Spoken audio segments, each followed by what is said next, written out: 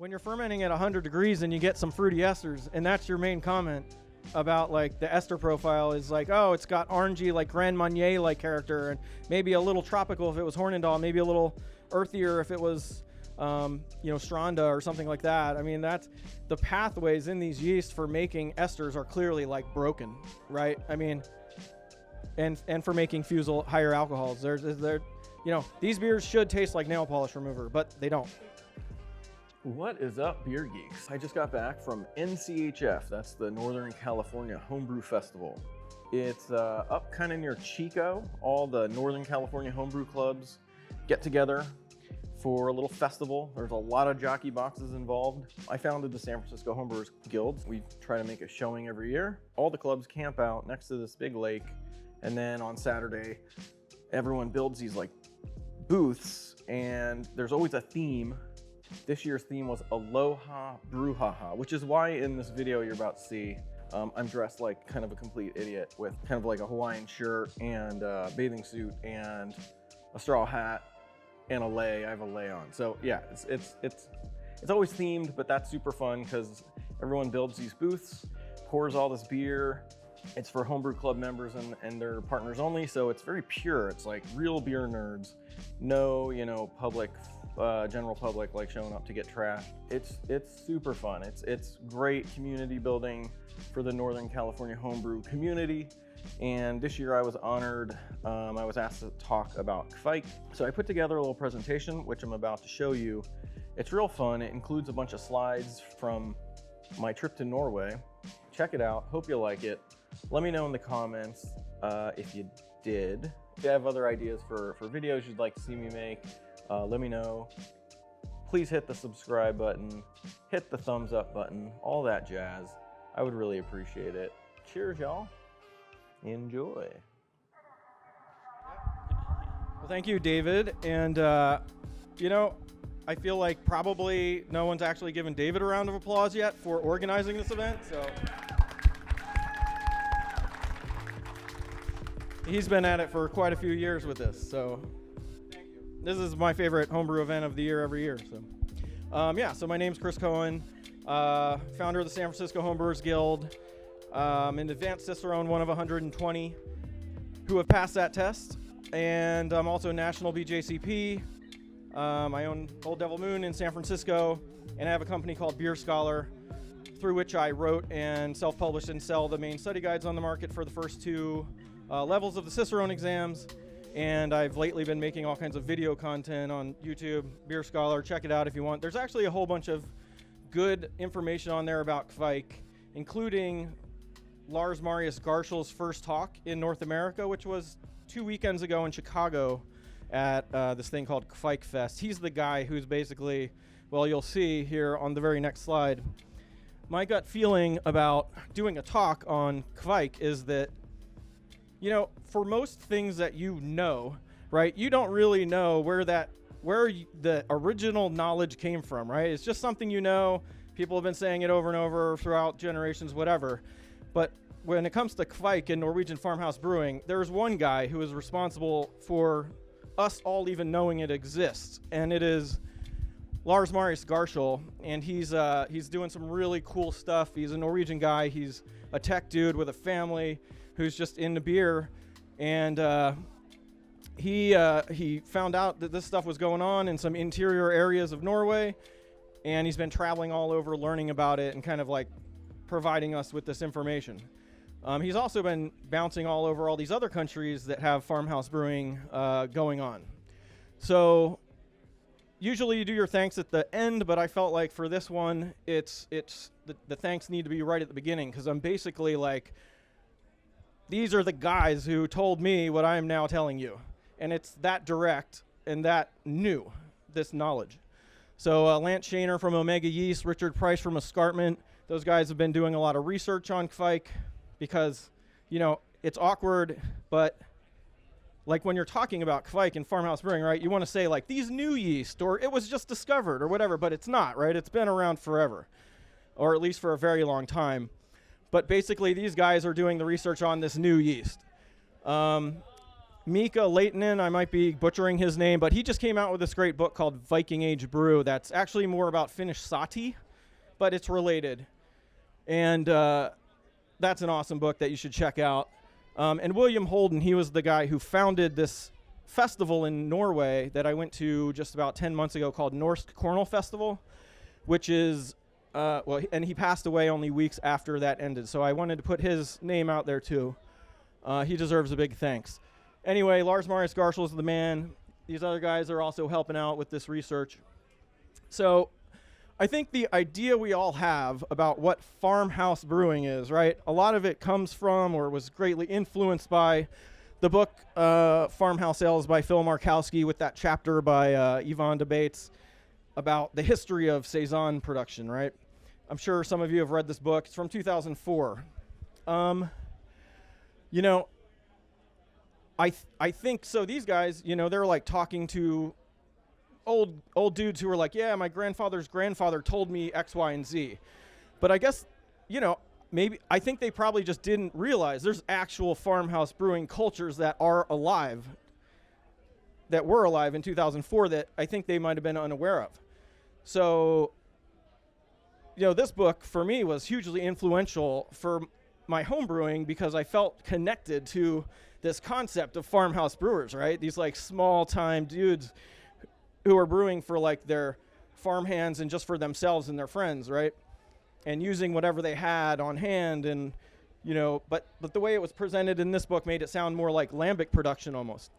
And so I just want to kind of make note of that while that was happening, that while that book was written and in those intervening like 15 years, the whole time there was this living farmhouse brewing culture going on in Europe that kind of no one really knew about, which is insane. So this is Lars Marius Garshol's website. It's called Lars Blog. If you guys are interested in learning more about Kveik after this talk, that would be the place to go. Just wanted to point that out. And this is where I first learned about it. So a few years back, I ended up on this guy's website, and I was like, holy crap. Like, the farmhouse brewing thing that I thought was the way it was, actually, there's all this new information, this whole other, like, real living culture of it, and that inspired me, like, greatly. I couldn't wait to actually go there and see this. So I was able to. I rounded up a bunch of my friends. I know these are a little hard to see, a little washed out. That's hanging out in Norway. I'm not just going to show you a bunch of my vacation slides, but there are a few that I just feel like I want you guys all feel like you want to go to this festival after you see this. So I'm just going to show you some of the cool stuff that we got to see. So this you know, mountains and a beautiful lake. This was literally the view from the hotel room. And in Hornindal, Norway, which, by the way, this is the only hotel in Hornindal, Norway. This looks like it might be a fjord, but it's actually a lake. It's the deepest lake in Europe. And the reason I even bother mentioning that is the people who still have these living farmhouse brewing cultures are, for the most part, really off the beaten path. You know, they're not on major transportation routes. They're not on the coast where, like, you know, they would be exposed to a lot of outside ideas, I guess. At least that seems to be the trend. Yeah, I guess it's a little hard to see.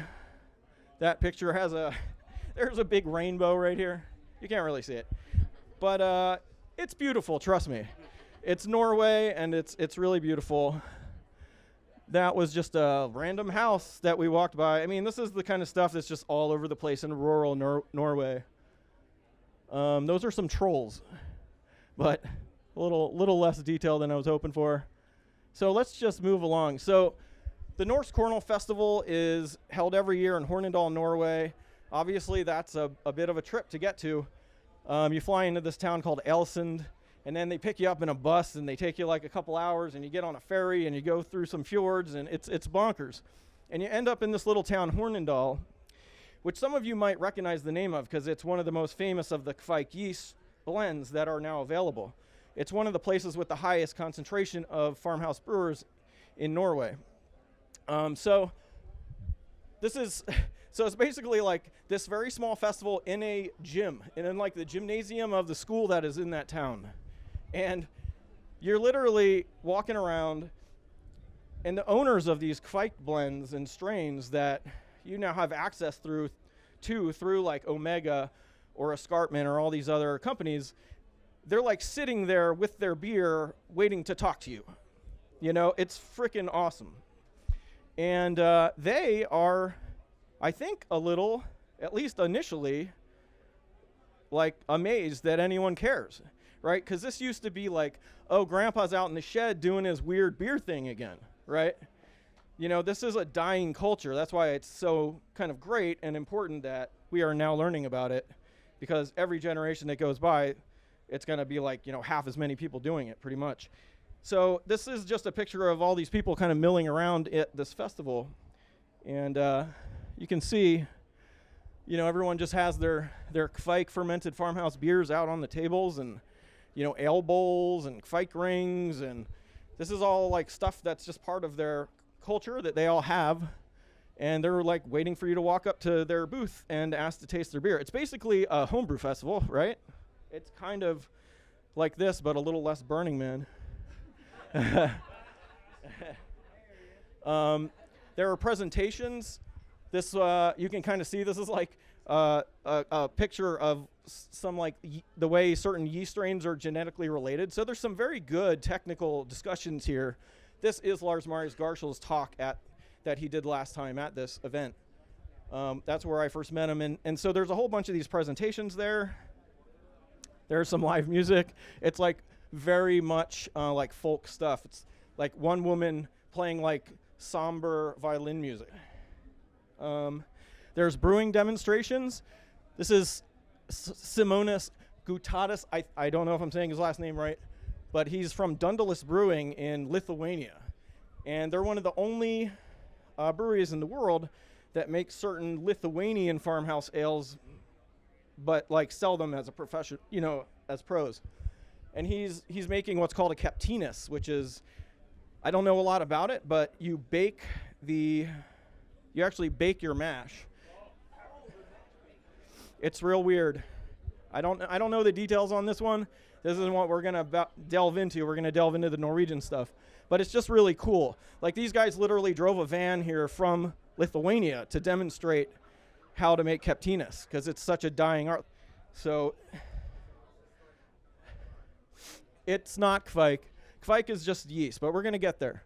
So this is, you know, an ale bowl, a Lithuanian version, but just kind of the accoutrements of farmhouse brewing, right? It's really cool stuff. So now we're going to get to actually brewing with one of these guys. This is a farmstead in Hornindal, just a little outside of town.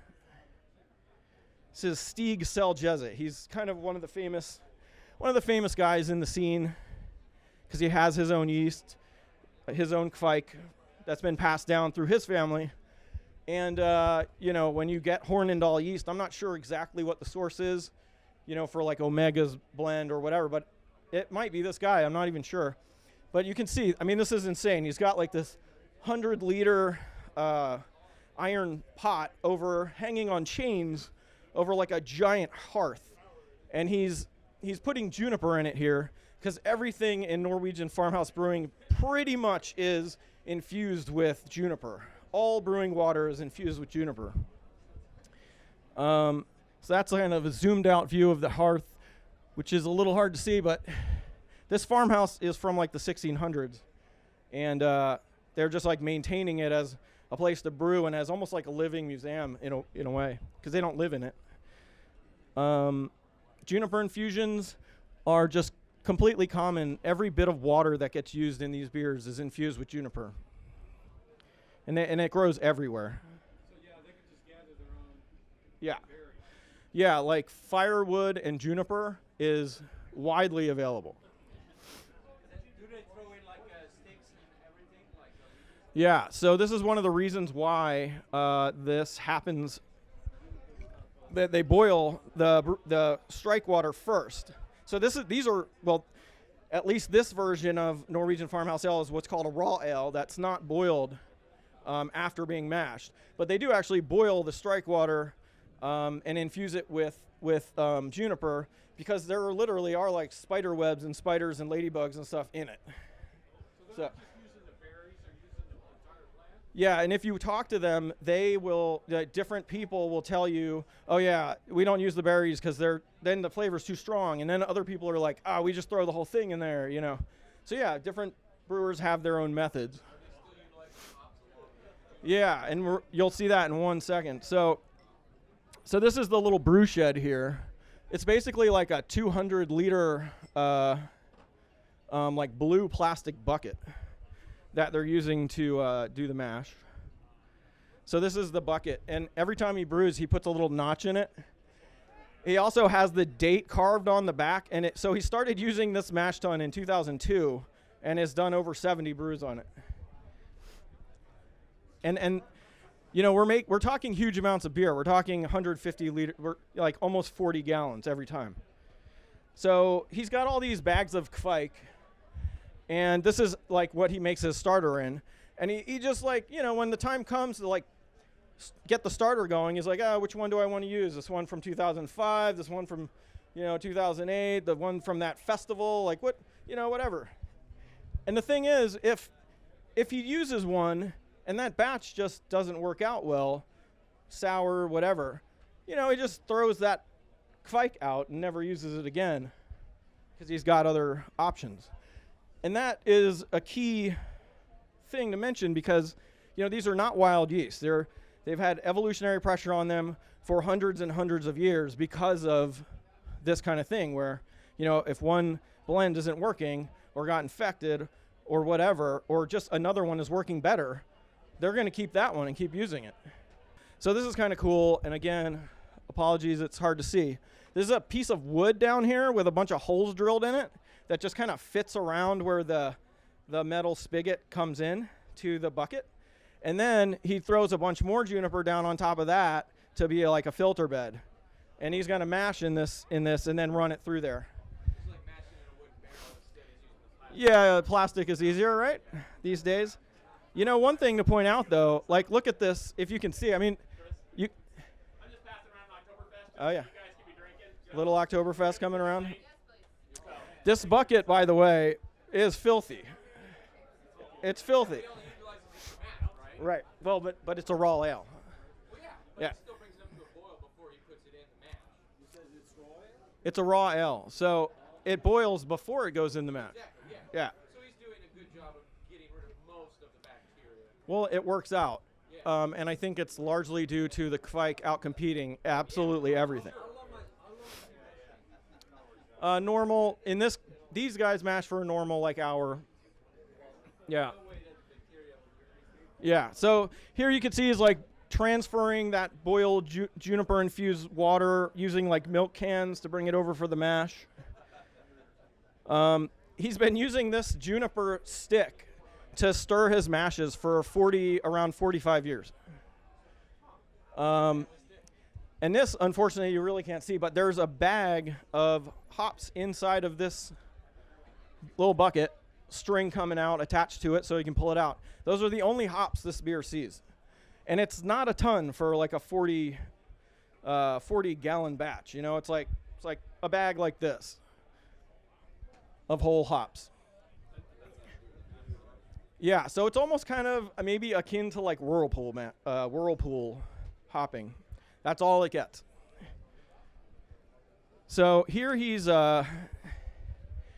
pulled some wort off and he's like letting it cool down so he can put some Kveik in there to get it going. And you can see, I'm gonna post these pictures online if you want to follow up and check it out. But it's like a shockingly small amount of Kveik in this pot. And also you can see the temperature here. He's gonna pitch this stuff at like, in the 90s. So here he's literally dropping flakes of Kveik into this wort now that it's down to temperature, and he's just like doing it with his hands. No.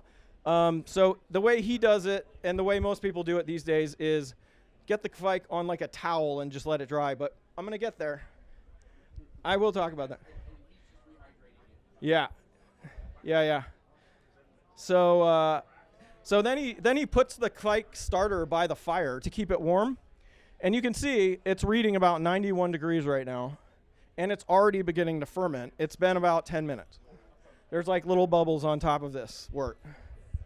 So it went from dehydrated to hydrated and fermenting in 20 minutes or something. So then he does actually use a blue bucket to do the fermentation, and so it's a wooden bucket with a little insulation, and then inside of that is another blue bucket, which is his fermenter, and they just pour that wort in there with the Kveik starter, and in like 48 hours it's going to be done. And they have this really cool cellar underneath the brew house where they can store beer or do fermentations, I suppose, if they want some kind of temperature control. But one cool little kind of tradition that I think is really fun that is worth mentioning is this thing called oppskake, which is where if your neighbors see that you're brewing, they know to just come over in 48 hours because the brewer is going to be back. He's going to be back in there cleaning stuff and transferring his beer into whatever containers are going to hold it, because you're not just going to leave it in the fermentation tank, right?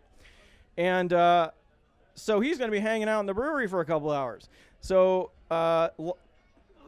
people just kind of show up, and they're like, oh, hey, I wanted to borrow some sugar. Oh, you have some beer. Cool, right? And then there's a party. So this is like a very common thing. And when I saw this little like cellar area, I thought that's where these guys have their parties. The oppskake. Yeah, so farmhouse brewing traditions being alive today, like I mentioned, is just so bonkers. I mean, this idea we had before was this very romantic kind of view of Belgian and French countryside farmer brewers, and this vision, I think, of that we had for that version of what we thought was farmhouse brewing is one of the reasons why Saison is the most broadly defined BJCP category, right? Because we had this idea that they just did whatever they wanted. And I don't know, just my gut tells me that's not really true. Like these people who are doing farmhouse brewing today really do have like dialed in methods and styles and shared culture. The beers are kind of specific to the regions and all that. But I don't know, I just think it's worth noting. Like, there certainly was farmhouse brewing going on everywhere in Europe, right? Until a few things happened. One was when big metal pots became affordable, right? Then the industrialization of beer began. And then when Pasteur and Hansen did their research in the late 1800s, and suddenly you could have clean, like, single strains of yeast to brew with, all these people basically threw out their yeast, right? Their yeast blends. And it happened in different places and in different brewing industries faster and slower. Like, for instance, lager breweries, they threw out their yeast immediately. Within years, all lager breweries were using single strains. Some ale breweries took well into the 1900s, and there's a couple that still use like old blends, but that's rare. Most people, even farmhouse brewers, the few farmhouse brewers that were still out there after, hundreds of years of brewing becoming more industrialized, most of them even threw out their yeast strains because why bother with that when you can go down to the store and buy packets of bread yeast, right? It's a sac cerevisiae. It's going to ferment your beer just fine. Why take the risk? But, it is undoubtedly the best time in history to be a fan of beer, right? There are like over 10,000, well more than 10,000 breweries around the world, and every one of them is like desperately looking for what is the next big thing. Yet we just discovered this whole farmhouse brewing culture, all these cultures that they still exist, and that they have their own landrace heirloom yeasts. How on earth did it take this long? I just find that shocking. It's mind-boggling. So a quick little rundown of some of the farmhouse cultures that are out there. You have Sati in Finland. Everyone's kind of heard of that one. I think it's even been in the BJCP for a while. In Estonia, they have this beer, and I'm probably going to butcher this, but Kudalu. Sweden, there's a little island off the coast of Sweden called Gotland, and they make a beer called Gotlandrika. In Lithuania, there's Kamiskas. What? Say it? Gaimushkas. Very cool. And Keptinis, which I'm not 100% sure whether that is a completely different beer. I think it is. Baked. Yeah, that's the one with the baked mash. And then some initial exploration by Lars Marius Garshol in Russia is turning up some interesting farmhouse cultures there as well. So he's bouncing all over the place, and he has a book coming out in, I think, April that's going to be all about all of these places. And there's some really interesting commonalities between them all. Like, once upon a time, there was some kind of like, connection between some of these places. Like, they're all using juniper, right? They all have certain methods that seem common. So this is a map of where there are farmhouse cultures going on now. It's basically, since it's hard to see, I'll just point it out. So in Norway, it's basically down here and up here. Sati in Finland is here. How did you say it? Gaimiska in here. It means literally farmhouse, yeah. And then you've got, in Estonia, you've got a couple islands, and in Sweden, you've got this island here. So we're talking like little islands and little inland areas where like people have pretty much been isolated. That's where like modern brewing science and technology just has not gotten there. Yeah, so there's three different main kinds of, I'll take questions at the end, okay? There's three main kinds of Norwegian farmhouse ale that are the most common. There's Coronel, which is like what the pictures that I showed you before, that was what that guy was making. That's from that Hornindal region. And then there's Voss ale, which is from a region around this area called Voss. And then there's an area called Stordal, and they have Stordal's ale. And so both the Hornindal area where they make Coronel and the Voss area, people there still have their heirloom yeast, the Kveik. In Stordal, they actually seem to have lost their Kveik. Like, people just tossed it, and then no one's found any. You know, everyone hopes that someone will find like some fermentation vessel up in the attic and scrape something out of the bottom, and we'll get some. But so far, no Kveik from Stordal. The big difference, the interesting thing about Stordal, though, is they have probably the biggest culture of home malting of any home brewing community anywhere in the world.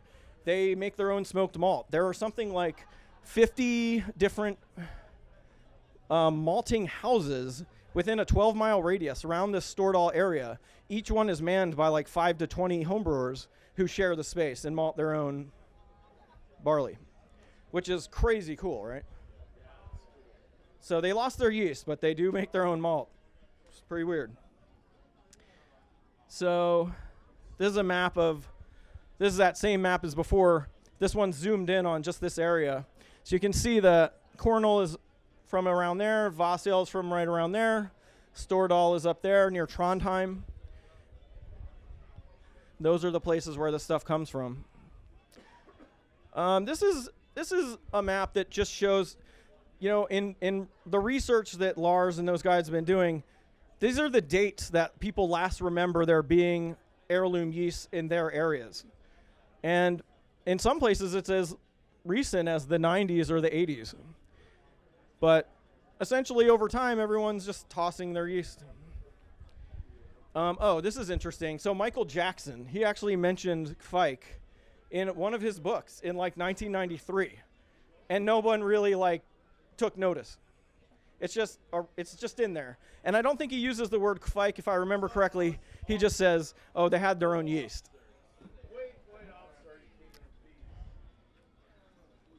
So, okay, now we're getting to the Kveik specific part of the talk, which is probably what you're really wanting.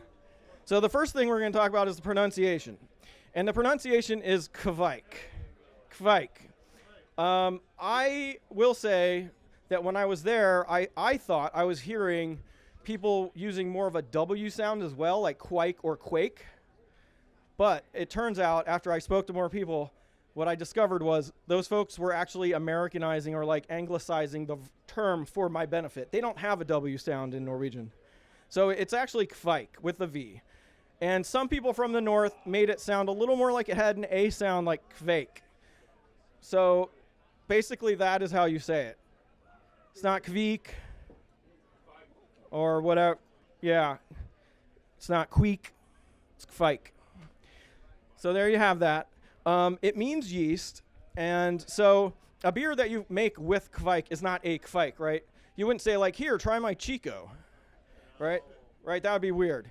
Kveik is, it's a family of yeasts, but anything you make with it is basically like a Kveik fermented IPA or something, right? It's not a Kveik. Just throwing that out there. Right. It's a family of yeast that you can choose from, just like you can choose any others. The word comes from Old English. It's related to the word quick, which anyone who reads like historical stuff about beer making, like you've probably heard that term before applied to yeast. It's like it creates like a quickening, right? It almost inflames the thing. It makes it come alive. That's the like historical meaning of the term. It is the case that almost all of these are blends. There's at least one that's not a blend. That's the Stranda. Omega has it. It's called Hothead. That one, when they saved it, all they were able to save from this very old sample was a single strain. So that's all we've got from that one. But most of them are blends. They are POF negative. They do not make phenols.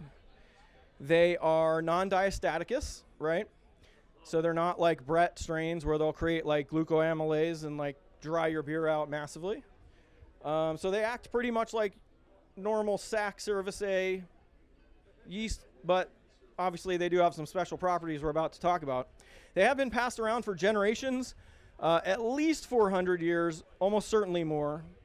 And it just has to be said again, these are not wild yeast. They've had evolutionary pressure on them the whole time. So you'll see people refer to them in different ways, like heirloom or landrace, stuff like that. They are not wild. Those are some of the sources of Kveik. Yeah, I kind of mentioned this, These are the only places that that Lars Marius Garshol has found heirloom yeast so far. Lithuania is the other hotspot for this, by the way. Just like I said before, most people are using like bread yeast at this point. It does not. The Lithuanian yeast is different, yeah. So let's just talk about some of the special properties of Kveik, which is why people are so excited about it, why it's so cool. One of them is that drying thing that it does, right? So you can dry this stuff and store it for years if you dry it properly and store it properly. And the reason it seems that it does this and the reason it does all of these weird things that it does is that it was just used differently than other yeast. So the evolutionary pressure that was put on it over centuries and centuries and centuries resulted in these kind of behaviors that it's got, like the fact that it can dry. So in Norway, they didn't have a ton of barley. It wasn't like, being in Germany or Czech Republic or something where there's this barley, you can brew as much as you want.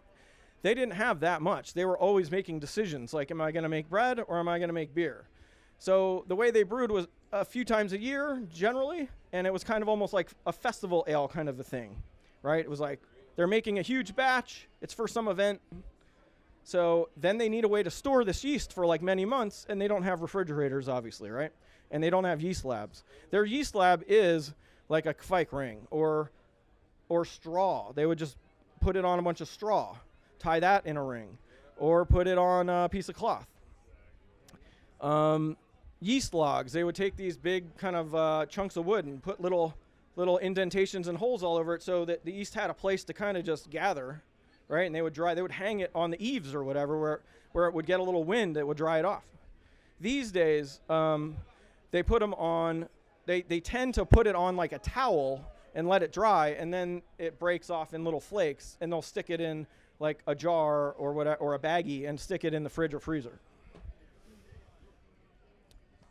This is some Kveik that I got from that guy Stig Seljeset in Hornindal that I brewed with. Kind of hard to see, but it looks like little chunks of like chocolate almost. And this is a picture I grabbed from Richard Price's Escarpment Lab website. And he's been doing all these tests with this stuff. He took some dried Kveik, rehydrated it, fermenting within 40 minutes.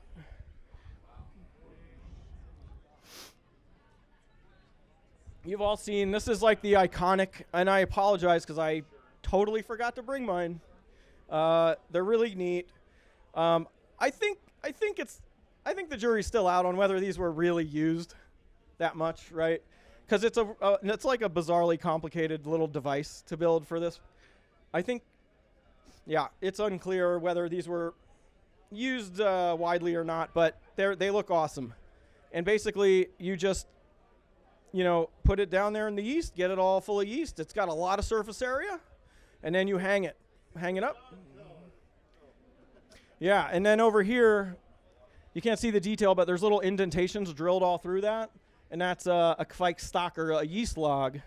And they have found, by the way, yeast logs from the 1600s. So there's no question that these people were keeping their yeast at least that far back and passing it around, right? You make a bad beer, you go get some yeast from your neighbor, just like breweries used to do before the Pasteur and Hansen days, right?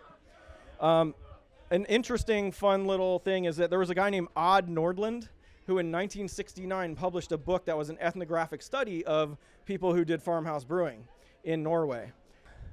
So that's the ring I've got. I've done a couple of events around Kveik at Old Devil Moon, my bar in San Francisco. We've done 2 festivals that were all about Kveik fermented beer. They were the first 2 outside of Norway ever. But the big thing that everyone, of course, is the most excited about for Kveik is these ridiculously high fermentation temperatures, right? So they do ferment at ridiculously high temperatures without creating fusels and massive amounts of esters. And has anyone brewed with them? I've seen a few around. Yeah. Yeah. Was it Fast and Furious? Yes, fast and yeah. furious. What temperatures? 85? What temperature? 80? Yeah. So, and you guys weren't even pushing the envelope. You weren't pushing the envelope at all. These guys start their fermentations in the 90s and let them go all the way up, sometimes to over 100 degrees. 104 seems to be about the cutoff where things start getting dicey and the yeast has trouble surviving. But I think to get back to something I mentioned, the reason it does this is because they were using this yeast in a different way. For hundreds and hundreds of years, they basically trained it through evolutionary pressure to do this stuff. And so why would they do this? So basically, this is what it comes down to. It takes them a long time to brew these beers, and how freaking long does it take for 150 liters of wort to cool down to, normal, so-called normal pitching temperature? Literally, you'd be up till 4 a.m. the next day waiting for it. But why would you want to wait? Other bacteria or yeast can get in there and infect your beer. These guys want to go to bed. So they're just throwing it in there at high temp, and whichever yeast survive, those are the ones that they're getting for next time, right? So that's basically it. Hundreds of years of use like this has resulted in these behaviors. And I think, this is the right moment to point out that when Pasteur and Hansen did their research and all these breweries over the next decades switched to single strains, what did we lose as a brewing community worldwide? It's basically, as Lance Shaner from Omega Labs puts it, he says, it was basically the great yeast genocide of the 1880s. We lost, we now have found heirloom yeast from maybe a couple dozen sources in two or three countries, and we are finding incredible thing. They do things that our yeast doesn't do. What did we lose when we lost almost all brewing yeast that had been passed around for hundreds of years? We'll never know. So yeah, that high fermentation temperature, of course, means that it goes very, very quickly. So I've done a bunch of pro collabs, a couple with Almanac, 2 double IPAs. 8.5%. We fermented them at about 100 degrees. The first one we did, I went to Almanac and I said, they're my buddies, and I was like, I just got back from Norway. You guys, we got to like make a beer with this stuff. And they were like, okay, let's give it a shot. We did the brew day on Thursday. The head brewer missed his opportunity to do dry hopping for biotransformation to make this a hazy IPA of that variety, because it went so fast that he actually didn't even, his expectations were off. He just didn't think that it would be that fast. So we were drinking that beer on Sunday. It was in kegs being served on Sunday. We brewed it on Thursday. It was done on Sunday. And a few days later, I was pouring it at Old Devil Moon for an event. So that obviously changes the economics of the whole business, right? So I've done a few others. I think the only other one I'd point out as being particularly interesting is I did one with Freewheel Brewing in Redwood City that make all those great English ales, if you know them. I did an ESB with them with the Hornindal yeast, and it was insanely great. You would never have known that it wasn't an English ale strain. It's perfect for English ales. It's got this orangey, and so the next thing we're going to talk about, you know what, since you're homebrewers, my homebrewing experience with it. I did them all at over 90 degrees. They went crazy fast, but a lot of us have the equipment to keep our fermentations cool, right? But how do you keep it hot? How do you keep it so hot that these things will finish out? So that can be a challenge, something to be aware of. And then do some research on the drying if you're going to try and do that, because I screwed that up and ruined another beer that I made after trying to use that yeast. Do you have your IPA in? I don't, unfortunately. But what I will say is, look at how the original owners in Norway do it and just do what they do. Because if you try to come up with your own little system, guess what? The yeast might not quite work that way. So what's the low end on this? So you can ferment down into totally normal, normal, quote unquote, normal temps for doing ales. It'll just go slower, just like a normal, like Chico. Yeah. It'll finish out. Yep. I have seen some people make lager type beers with them. I've had great ciders, really good ciders. I haven't had any meads yet with it. So when would I not use this yeast? If I wanted to make anything that was a farmhouse ale, right? Like a Saison, because they're POF negative. So yeah, you can't make phenolic beers. You can't do Belgian beers or Saisons with this stuff. Let me just finish the one or two other things that you're probably all about to raise your hands and ask me about anyway. One is the typical flavors and aromas. So what I get from these almost across the board, although this is a family of yeast and yeast blends, so they are all different. But I do get an orangey flavor from most of them, especially the Hornindal. The Voss is a little more neutral. The Stranda is a little earthier. There are a whole bunch of other ones out there. I mean, the jury is still out on a lot of this stuff, right? Like I said, it sounds awkward to say it, but it's new, right? So we're still figuring all this stuff out. I think they work great for making American ales. They work great for making English ales. What are the potential effects on the industry? So higher brewery capacity. I mean, if you just did all Kveik fermented ales, would you be able to double your capacity? I think it's possible, yeah. And I've talked to brewery owners about this, and they're like, yeah.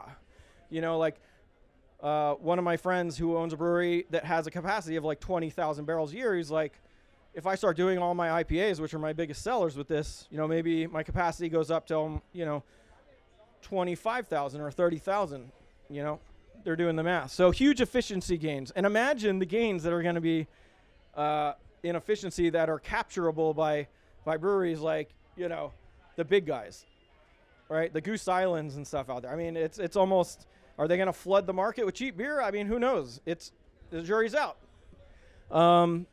If you're opening a new brewery, do you maybe need less equipment because you're turning it out really fast? You don't need as many fermenters maybe, right? Big energy savings. You don't have to cool your wort below milk warm temperatures. I mean, so these guys, they don't use a lot of modern technology. The term they tend to use for when the right time to pitch is milk warm, which is basically when the milk comes out of the udder. It's body temperature. It's in the 90s. And they can tell. They can like touch it. You know, they can put it in their mouth and tell when it's the right time. So that's kind of a fun little trivia bit. But yeah, you don't need to pull your wort. So that's a huge, huge savings in time and energy. You don't need to keep your fermenters chilled. Like, unless you're approaching like 104, you don't even need to worry about that. Imagine if you were a brewery in Florida. I mean, or Arizona or whatever. I mean, you could have enormous savings. Or Reno, or like whatever. And then, you know, I think one of the most exciting things that's happening right now, Kveik, I think, is one of the most exciting things happening in brewing right now. But GMO yeasts are coming. In fact, they're not coming. They're here. And whatever allows Kveik to do what it does, I think within a few years, you will see this ability in all of your yeast. Because CRISPR is being used to take genetic information out of other yeasts or even plants.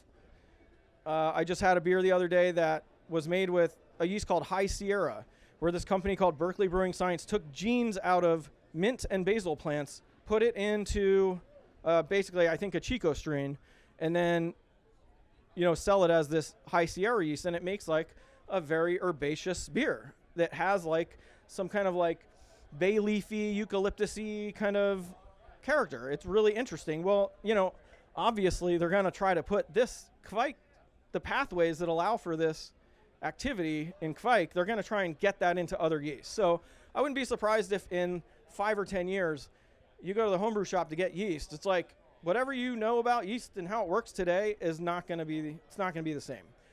Like no one's going to be using regular Chico. Like why would you?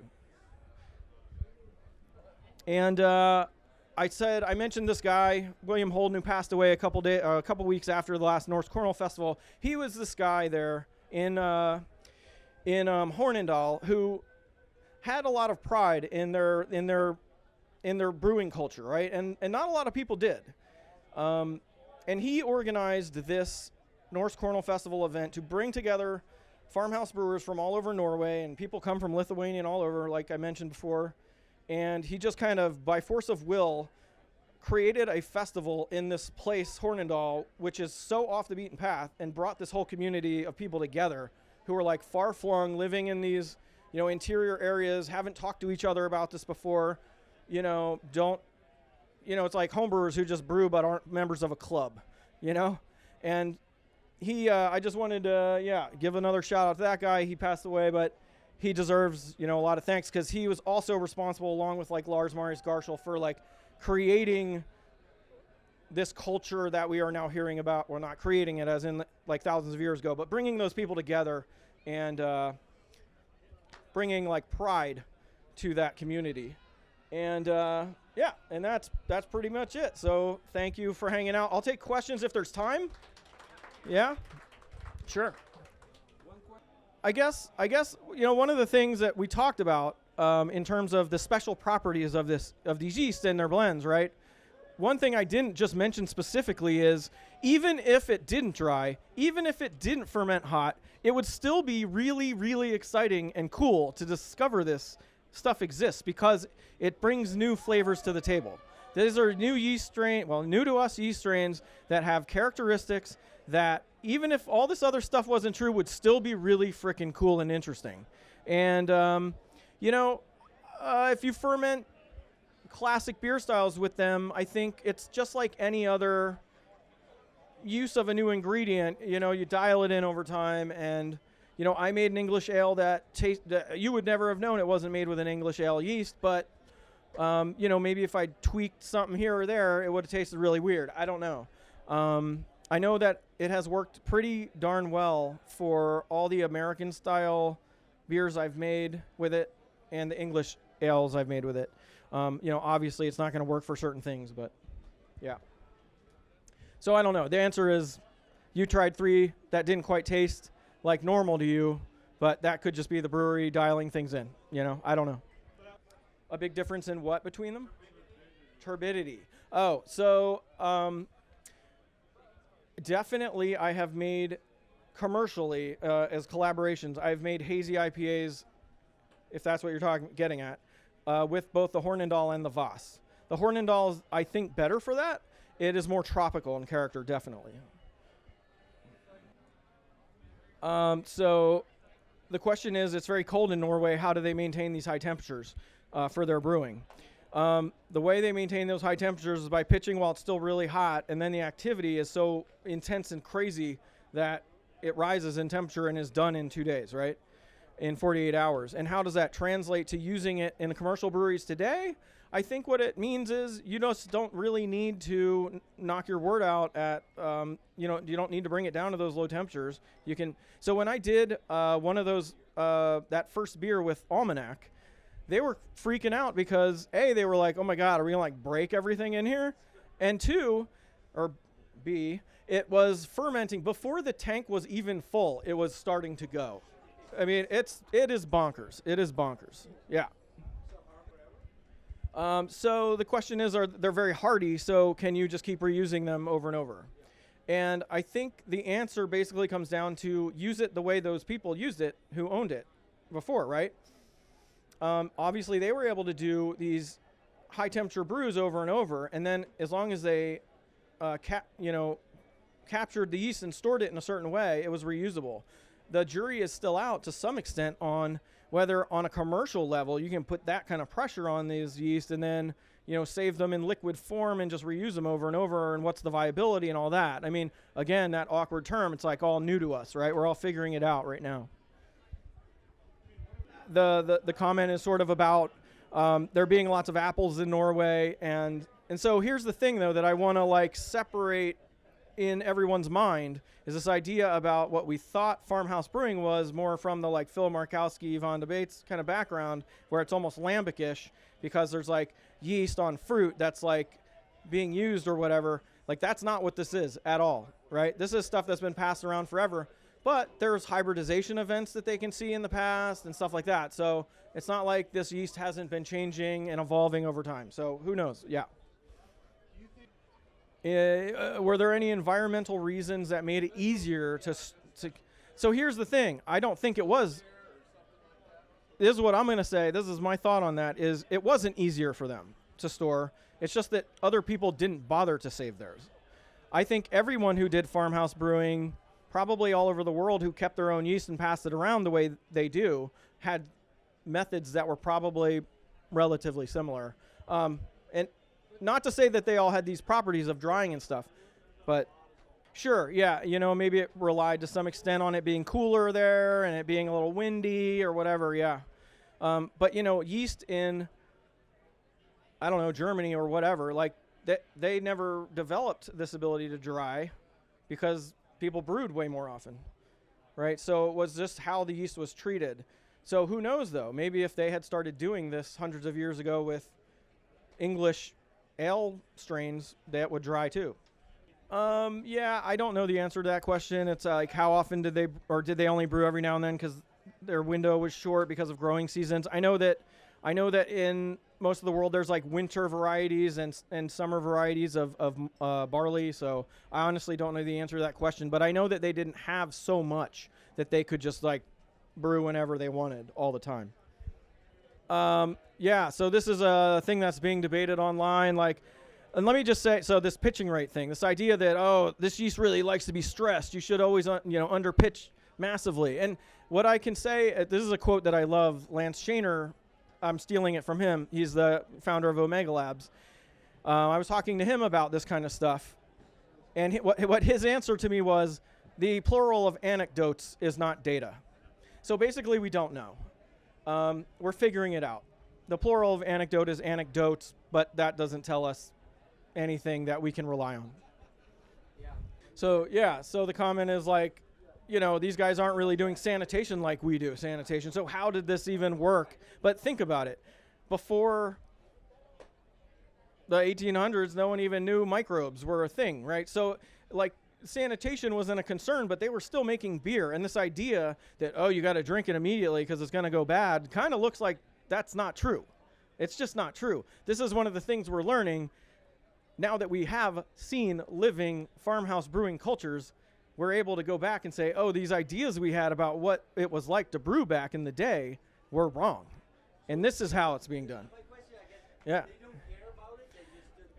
It's not that they don't care about it. It's that they don't need to worry about it, because that yeast outcompetes everything to such a massive degree that it just doesn't matter. I mean, on the other hand, like raw ales, right? They're a little less stable. Different areas have different ways of processing their beer and storing it. So I don't know. Yeah, I mean, look, you talk to the Norwegian farmhouse brewers about how long can your beer last, and some of them will tell you 2 weeks, and other ones will tell you I could store it for a year and it won't go sour.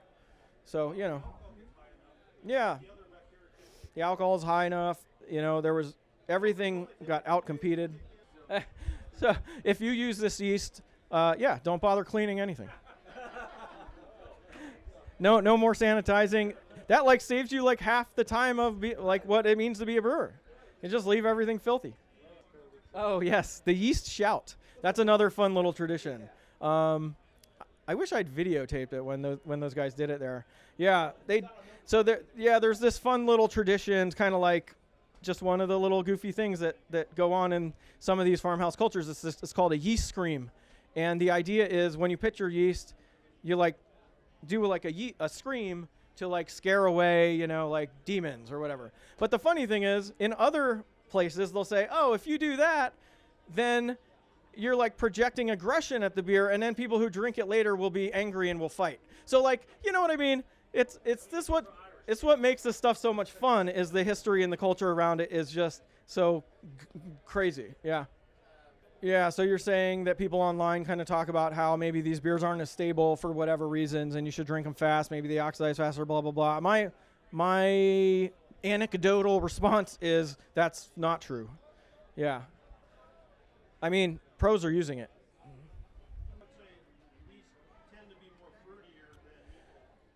They are definitely fruity esters. That you will get some fruity esters, but I mean, when you're fermenting at 100 degrees and you get some fruity esters, and that's your main comment about like the ester profile is like, oh, it's got orangey, like Grand Marnier like character, and maybe a little tropical if it was Hornindal, maybe a little earthier if it was, Stranda or something like that. I mean, that's the pathways in these yeasts for making esters are clearly like broken, right? I mean, and for making fusel higher alcohols, these beers should taste like nail polish remover, but they don't. You know, that's the reality. Any last question? All right. Anybody who wants raffle tickets, go get them. All right. Thanks, y'all.